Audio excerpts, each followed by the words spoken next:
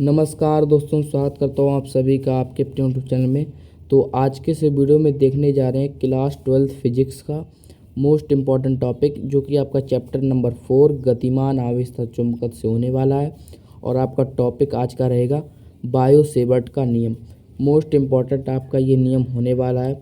मैं आपको बताऊँगा कि आपको कैसे लिखना है और एकदम टॉपर वे में आपको बताऊँगा, क्योंकि मैं खुद एक क्लास 12th का टॉपर रह चुका हूँ, जिससे कि मैंने 455 अंक अपने बोर्ड एग्ज़ाम में प्राप्त किए थे और मेरी डिस्ट्रिक्ट मैनपुरी में तीसरा स्थान रहा है। ठीक है, तो उसी प्रकार से मैं आपको बताऊंगा और आपको टिप्स भी दूंगा कि आपको किस प्रकार से बोर्ड एग्ज़ाम में किसी भी नियम को, किसी भी क्वेश्चन को अटेम्प्ट करना है कि आपके भी एक टॉपर बन सके और आपके एक अच्छे मार्क्स आएँ। ठीक है, चलिए अपने वीडियो को शुरू करते हैं। लेकिन वीडियो को शुरू करने से पहले आप सभी से मेरा विनम्र निवेदन है कि आप सभी अगर चैनल पर नए हैं तो चैनल को सब्सक्राइब कर दीजिएगा और वीडियो को लाइक कीजिएगा और अपने फ्रेंड सर्कल में इस वीडियो को शेयर अवश्य कीजिएगा। तो चलिए वीडियो को शुरू करते हैं। तो देखो, बायो सेवर्ट का नियम क्या है। देखो, मैं आपको बता देता हूँ, थोड़ा इसका थ्योरी बता देता हूँ। थ्योरी मतलब थोड़ा इसका आपको रफली बता देता हूँ, आपको किस प्रकार से आपको चीज़ों को अटेम्प्ट करना है। देखो, किस प्रकार से आपको इसे समझना है, तो पहले से समझ लो थोड़ा सा। देखो, बायो सेवर्ट का नियम आखिर में है क्या। देखो यहाँ पे बायो सेवर्ट क्या है। यहाँ पे देखो, बायो तथा सेवर्ट दो वैज्ञानिक के नाम हैं। देखो, ये पहला वैज्ञानिक और सेवर्ट, दो वैज्ञानिकों से मिलके, मतलब दो वैज्ञानिकों ने इस नियम को प्रस्तुत किया था। उसी प्रकार से इसका नाम पड़ गया बायो सेवर्ट का नियम। समझ में आ गया होगा आपको। तो देखो, मैं आपको समझा देता हूँ। देखो, उन्होंने क्या किया था, जैसे आपको मालूम है गतिमान आवेश तथा चुंबकत्व में आपने पढ़ा होगा कि जब किसी आप चालक में धारा प्रवाहित करते हैं तो उसके चारों ओर एक चुंबकीय क्षेत्र उत्पन्न हो जाता है। पता है, उसके चारों ओर चुंबकीय क्षेत्र उत्पन्न हो जाता है। और उस चुंबकीय क्षेत्र को, जैसे कई फिर लोगों ने शोध किया इस बात पे कि चलिए ठीक है, आपने ये तो मुझे बता दिया कि जब किसी चालक में आप धारा प्रवाहित करोगे तो उसके चारों ओर चुंबकीय क्षेत्र उत्पन्न हो जाएगा। ठीक है, ये भी बता दिया कहाँ पे उत्पन्न होगा। चलो, वो तो मान के चलेंगे कहीं पे होता है। लेकिन आप मुझे ये बताओ कि किसी भी बिंदु पर, मान लो इस बिंदु पर प्राप्त होगा, तो इस बिंदु पर कितना प्राप्त हुआ, कितना टेस्ला आपको प्राप्त होगा चुंबकीय क्षेत्र।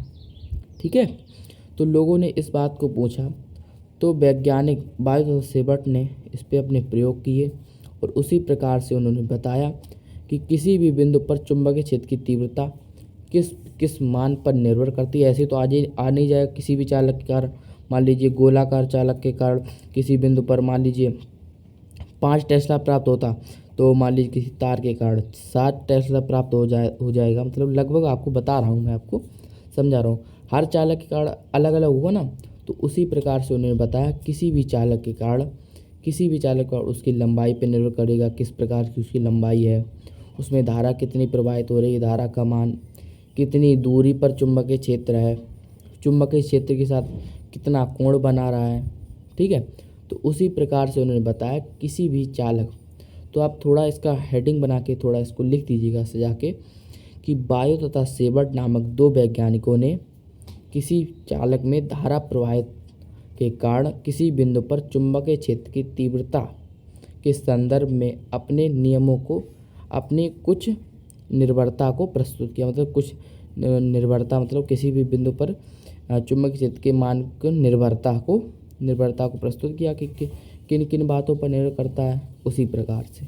ठीक है, तो मैंने आपको समझा दिया है, आपको अब आप समझ गए होंगे। ठीक है, अब आप थोड़ा यहाँ पे लिखा है उसको ध्यान से पढ़ लीजिए। देखो यहाँ पे क्या लिखा है मैंने, बायो तथा सेवर्ट नामक दो वैज्ञानिकों ने किसी चालक के कारण किसी बिंदु पर चुंबकीय क्षेत्र की तीव्रता के संदर्भ में कुछ निर्भरता बताई, जो इस प्रकार है। अभी मैंने आपको इसको खूब डिटेल में अच्छे से समझा दिया है। अब मानो कोई चालक तार इस प्रकार का है, चालक है, ये तार नहीं कहेंगे, किसी प्रकार का हो सकता है। मैंने एक कल्पना की है, इस प्रकार का है। ठीक है, अब मान के चलिए हम क्या कर रहे हैं, छोटे से भाग के कारण निकाल ले रहे हैं। छोटे से भाग के कारण निकालेंगे। अब देखो, इतना बड़ा कितना भी बड़ा हो सकता है, अनंत लंबाई का हो सकता है, परिमित लंबाई का हो सकता है, किसी भी लंबाई का आपका हो सकता है। तो उन्होंने पहले कहा कि आप छोटी सी लंबाई के कारण निकाल लो, अब बाद में जब उसका समाकलन कर दोगे तो कितनी भी बड़ी लंबाई का आ जाएगा।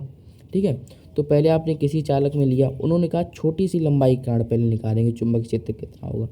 तो छोटी, इसकी पूरी लंबाई मान लो L है और छोटी सी लंबाई मान लो DL है। D का मतलब छोटा होता है, ठीक है, D मतलब छोटा होता है। तो DL छोटी लंबाई का कण किसी बिंदु पर चुंबकीय क्षेत्र निकाला। बड़ी लंबाई के लिए समाकलन कर देंगे तो पूरे तार की कण आ जाएगा, ठीक है, समझ गए। तो इस प्रकार चालक तार लिया जिसमें I धारा प्रवाहित हो रही है। चालक तार की लंबाई स्मॉल DL है, जिसके कारण बिंदु R दूरी पर से R दूरी पर बिंदु P पर चुंबकीय क्षेत्र आपको बताना है कितना होगा, ठीक है। तो ये आपको बताया मैंने। इसकी लंबाई पे निर्भर करेगा, जितनी ज़्यादा इसकी लंबाई होगी उसी प्रकार का चुंबकीय क्षेत्र अधिक होगा। तो लंबाई के समानुपाती हो जाएगा ये, ठीक है, उसी प्रकार से ये लंबाई के समानुपाती हो जाएगा, ठीक है। और देखो इसमें जितनी अधिक धारा प्रवाहित होगी उतना अधिक चुंबकीय क्षेत्र होगा। तो उसी प्रकार से ये चुंबकीय क्षेत्र के समानुपाती, लंबाई के समानुपाती, और देखो इसकी दूरी अगर बढ़ जाएगी, मान के चलो दूरी बढ़ जाएगी तो चुंबकीय क्षेत्र, मान लो इस दूरी यहाँ से लेके यहाँ तक कर दी तो यहाँ पे चुंबकीय क्षेत्र का प्रभाव कम होगा ना, तो इसके व्युत्क्रमानुपाती होगी, वर्ग के व्युत्क्रमानुपाती। मतलब दूरी घटेगी तो बहुत तेज़ी से चुंबकीय क्षेत्र, दूरी बढ़ेगी तो बहुत तेज़ी से चुंबकीय क्षेत्र का मान घटेगा, तो इसलिए वर्ग के व्युत्क्रमानुपाती होता है, ठीक है, ये हो गया। अब देखो इस लंबाई के, देखो R दूरी पर बिंदु P के इसके स्मॉल लंबाई, स्मॉल चालक तार मतलब सूक्ष्म भाग से थीटा कोण बनाती हुई रेखा के बिंदु P से इसके कोण के जिया के समानुपाती होगा। जिया मतलब साइन थीटा होता है, तो डी भी समानुपाती होगा साइन थीटा के। तो इन्होंने 4 निर्भरता इस प्रकार बताई। तो अब समीकरण 1 और 2 को मिला देंगे। मिलाने से पहले देखिए जो ऊपर है उसको एक साथ लिख दिया मैंने। देखो समीकरण और 1 2 से जो ऊपर चीज़ें हैं, I है, DL है, देखो यहाँ पे लिख दी मैंने I DL, ठीक है, और ये साइन थीटा ऊपर है तो साइन थीटा लिख दिए। नीचे आपका R² है तो टोटल R² हो जाएगा। समानुपाती का चिन्ह, समानुपाती का चिन्ह। अब आपको पता है जब किसी समानुपाती का चिन्ह हटता है तो वहाँ पे एक नियतांक आ जाता है। नियतांक का मान होगा μ0/4 पाई। क्या होगा?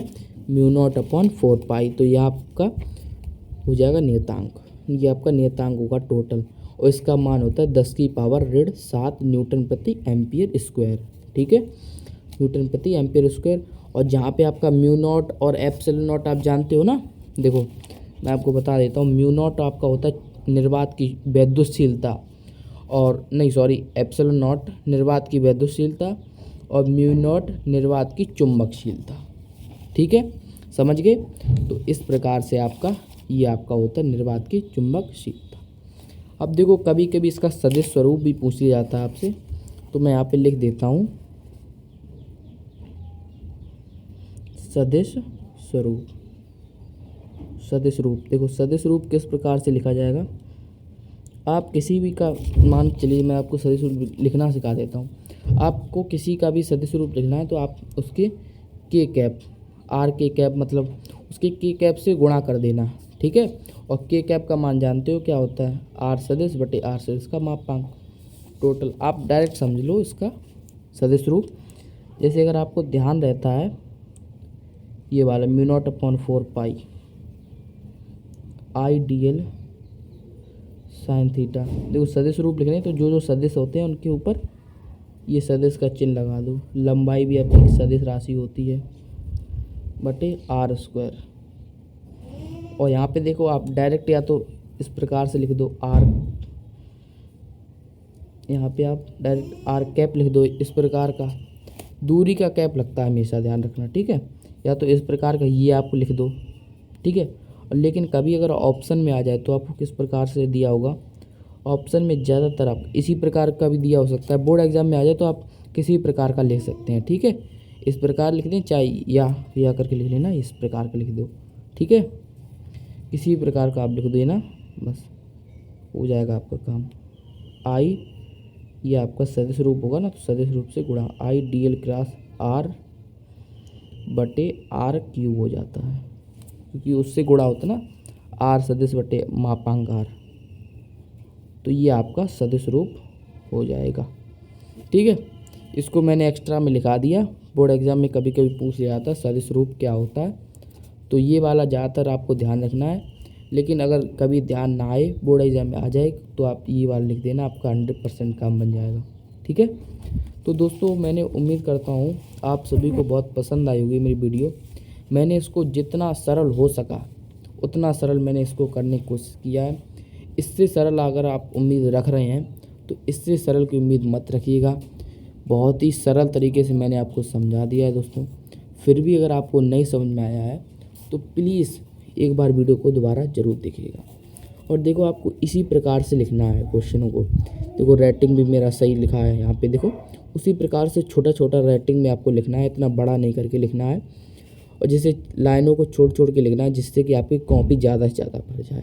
देखो कई टीचर कहते हैं कॉपी भरने के नंबर नहीं मिलते हैं, लेकिन मैं आपको एक बात क्लियर कर दूँ, कॉपी भरने के भी नंबर मिलते हैं। ऐसे नहीं मिलते हैं जैसे आपने भर दी डायरेक्ट, कुछ उसमें लिखा है उसमें गलत सलत, उसमें तो मतलब नहीं बनता। आपका सही भी लिखा है, आपने कॉपी भी खूब अच्छे से भर दी है। लगभग 2 कॉपी आपको फिजिक्स के पेपर में भरनी है, 2 कॉपी तो भरनी है। अगर आपने 1 कॉपी भर दी फिजिक्स के पेपर में तो आप समझिए आपके नंबर नहीं आएंगे अच्छे। 2 कॉपी तो आपको चाहिए ही चाहिए। ठीक है। 1 कॉपी 32 पेज की, दूसरी कॉपी होगी शायद आप दूसरी कॉपी होगी 20 पेज की, उसको 20 या 12 पेज की होती है। ठीक है। उसको आपको भरना होगा 32 पेज टोटल। मतलब पहली आपकी 32 पेज की होती है, दूसरी आपकी होती है 16 पेज की या 12 पेज की होती है, उतनी ध्यान नहीं मुझे। तो आपको कॉपी भी अच्छे से भरना होगा, अच्छे से राइटिंग में।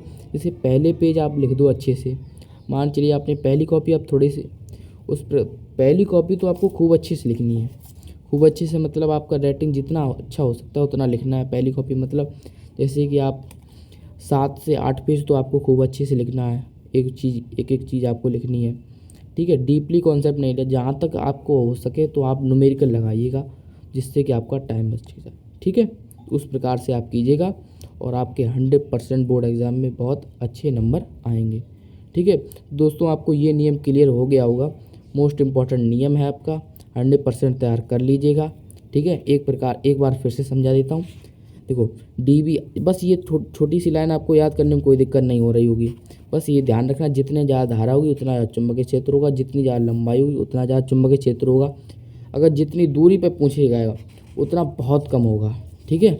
और उसके थीटा के ज्या के समानुपाती हो जाएगा। बस टोटल मिला के लिख दो और नियतांक जोड़ दो। ठीक है।